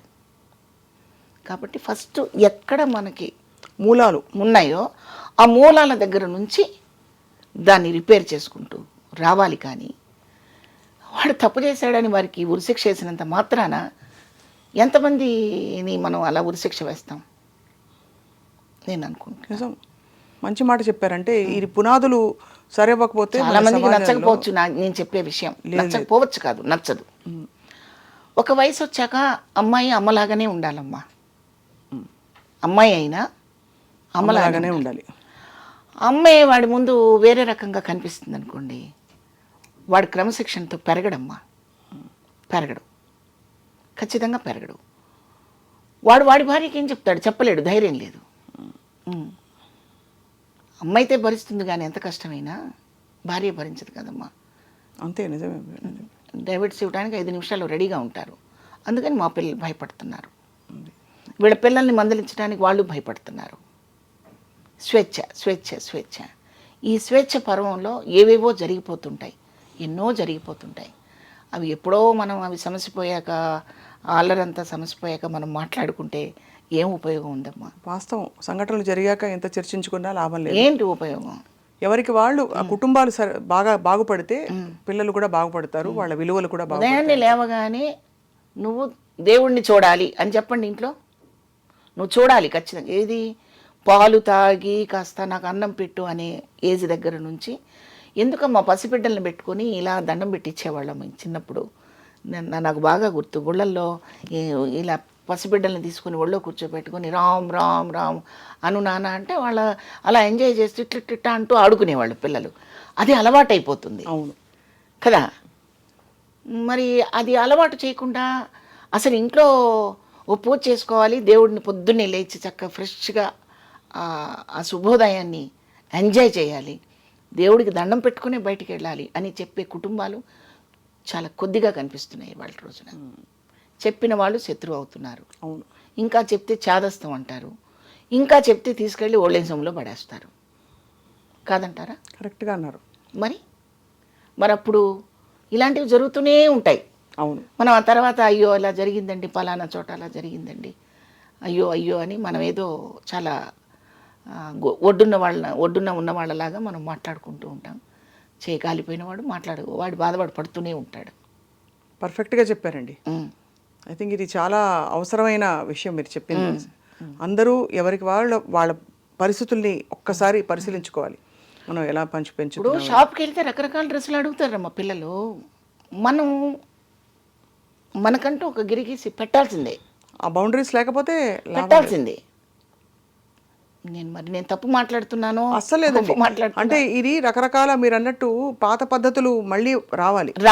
ఆ వస్తేనే కొంచెం కొద్దో గొప్ప అర్థం అవుతుంది. అంటే ఇండిపెండెన్స్ ఇవ్వడం, పిల్లల వ్యక్తిత్వానికి కూడా విలువ ఇవ్వాలి అనే ఒక థియరీ ఇప్పుడు ఉంది. ఆ థియరీలో మనకి దానికి ఏంటంటే దానికి కూడా సరైన ప్రమాణాలు, సరైన బౌండరీస్ ఉండాల్సిన అవసరం ఉంది. ఏది పడితే అది, లేదు అశ్రద్ధ చేసో షార్ట్ కట్స్ వెతుకుంటే మాత్రం ఆ పిల్లలు కూడా అలాగే. ఈ ప్రేమ వ్యవహారాల దాకా కూడా వచ్చినప్పుడు, ఈ ప్రేమలు కన్నమ్మ గారి టైంలో, సావిత్రి గారి టైంలో, బి సరోజాదేవి గారి టైంలో, ఇంకా అంతకు ముందు ఉన్న కాంచనమాల గారి టైంలో కూడా సినిమాల్లో ప్రేమలు, ప్రేమించుకోవడాలు, ప్రేమలు విడిపోవటాలు, ప్రేమించిన వాడి కోసమే బతకడాలు సబ్జెక్టులు చాలా ఉన్నాయి. కానీ మీరు ఎక్కడన్నా వాళ్ళు వెళ్ళి హోటల్లోకి వెళ్ళి కూర్చోవడము, లేకపోతే తల్లిదండ్రులకు చెప్పకుండా వెళ్ళిపోవడం లాంటివి ఎక్కడన్నా ఏ సినిమాలన్నా మీరు చెప్పగలరా? చాలా తక్కువ. పార్కుల్లో ఉండేవి. పార్కులో లేదమ్మా ఆ పార్కులోనే కదండి స్టెప్పులు, డ్యూట్లన్నీ. కరెక్టేనమ్మా.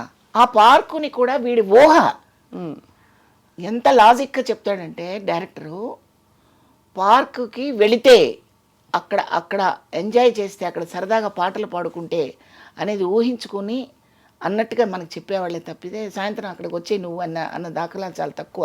అవునా కదా చెప్పండి. అంటే ఆ క్యారెక్టర్ మెచ్యూరిటీని బట్టి, ఆ చొరవని బట్టి పెట్టేవాళ్ళే తప్ప ఆ సీన్స్. నేను 6కి పలానా క్లబ్కి వస్తున్నాను అక్కడికి వచ్చి అనే అంత కల్చర్ మనకు అప్పుడు కల్చర్ లేదు. క్లబ్ అనేది అసలు అవుట్ ఆఫ్ క్వశ్చన్. అసలు ప్యాంట్ వేసుకోవడమే లేదు కదా ఆ రోజుల్లో సినిమాల్లో. ఇప్పుడు మీరు అన్నది రైటే. ఈ కాలానికి కొన్ని విషయాలు మారినా కూడా పునాదులు అలాగే ఉండాలంటున్నారు. పునాదులు మన ఆలోచన పద్ధతిగా ఉండడం అనేది, అది ఖచ్చితంగా పిల్లలు అలవర్చే బాధ్యత మందే 100% మందే. మొక్క పెట్టిన దగ్గర నుంచి దాని ఎదుగుదలకి బాధ్యత మనదే. అడ్డదిడ్డంగా పెరిగిపోవడానికి మనం అవకాశం ఇచ్చేసేసి వాడు చెడ్డాడంటే మాత్రం అది కరెక్ట్ కాదు.